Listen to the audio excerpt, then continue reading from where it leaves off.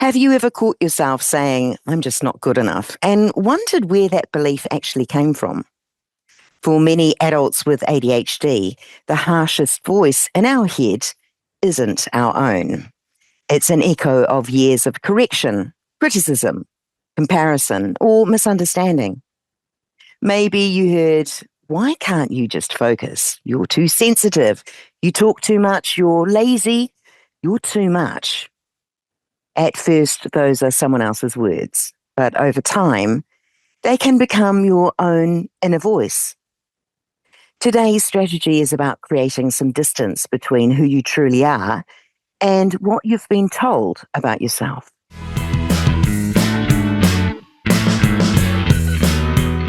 Welcome to ADHD Difference Strategies. I'm Julie Legg, your host, author of The Missing Piece, and an ADHD advocate. Over the years, I've had the privilege of speaking with incredible guests, unpacking real-life strategies, mindsets, and tools for navigating ADHD. This bite-sized series brings those insights together, short, practical, and ready to use.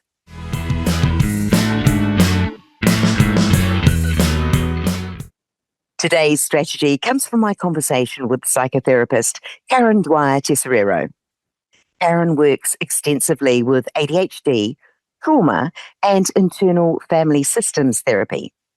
She describes these inherited beliefs as legacy burdens, messages passed on by other people that we begin carrying as though they're part of our identity. Let's hear Karen explain it in her own words.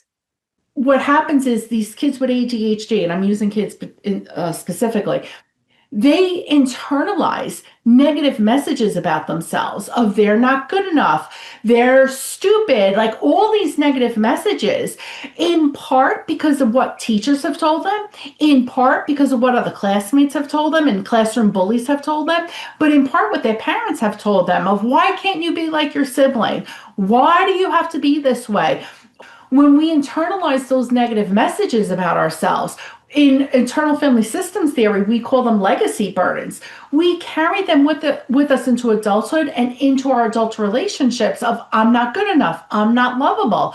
And then that plays into borderline personality disorder, dissociation. So it really does come full circle in our mental health as adults now.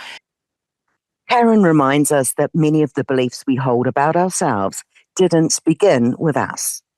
Someone else's frustration, someone else's fear, someone else's misunderstanding can slowly become our own internal narrative. The important thing isn't pretending those experiences never happened. It's recognizing that the message isn't necessarily the truth. Once we can separate our own voice from theirs, we create something incredibly powerful.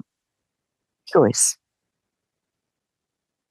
This strategy is especially useful when you spiral after criticism or rejection. You automatically assume you're the problem. You find yourself constantly people-pleasing. You feel shame that's much bigger than the situation deserves. Your inner critic sounds suspiciously like someone from your past. If your emotional reaction feels much older than the current moment, a legacy burden may be showing up. When it comes to practicing the strategy, firstly, name the thought. Instead of saying, I'm not good enough, try saying, I'm having the thought that I'm not good enough. And that small change creates distance between you and the belief. Ask whose voice it is. Did this belief come from a parent, a teacher, a partner, society, maybe someone else's expectations? Recognizing the source reminds you that you didn't create every belief you carry. Look for evidence against it. Ask yourself, when have I been capable? When have I been kind? When have I been loved? When have I succeeded despite believing I couldn't? Build a more balanced story using real evidence. Separate yourself from the story. One of the key ideas in internal family systems is that we all have different parts of ourselves. You may have an inner critic. You may have an anxious part. You may have a people pleasing part. But those parts aren't who you are. You are the person noticing them. Practice believing something kinder. You don't have to leap from self criticism to complete confidence overnight. Simply begin asking, what if that old belief isn't the whole story? Sometimes healing starts with being willing to believe something just a little kinder about yourself. Children with ADHD typically receive far more correction, criticism, and negative feedback than their neurotypical peers. Over time, those repeated experiences can become deeply internalized, shaping beliefs about identity rather than behavior. When these beliefs are reinforced for years, they become part of our implicit memory.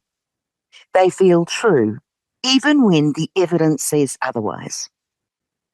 Therapies such as internal family systems and EMDR help people create separation between who they are today and the messages they inherited, making it possible to replace old beliefs with healthier, more accurate ones. In other words, just because a belief feels familiar doesn't mean it belongs to you. This strategy reminds us that we're not the stories we inherited. ADHD may explain how your brain is wired. Past experiences may explain why certain beliefs took hold, but neither get to decide who you are today. Someone else's fear, frustration, or misunderstanding doesn't have to become your identity. You can acknowledge those old messages. You can thank them for trying to protect you.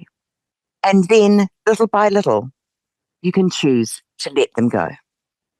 A big thank you again to Karen Dwyer-Tesoriero for sharing this powerful perspective. If you'd like to hear more from that conversation, head over to the main 88 Difference podcast and listen to Season 2, Episode 44. Thanks for tuning in.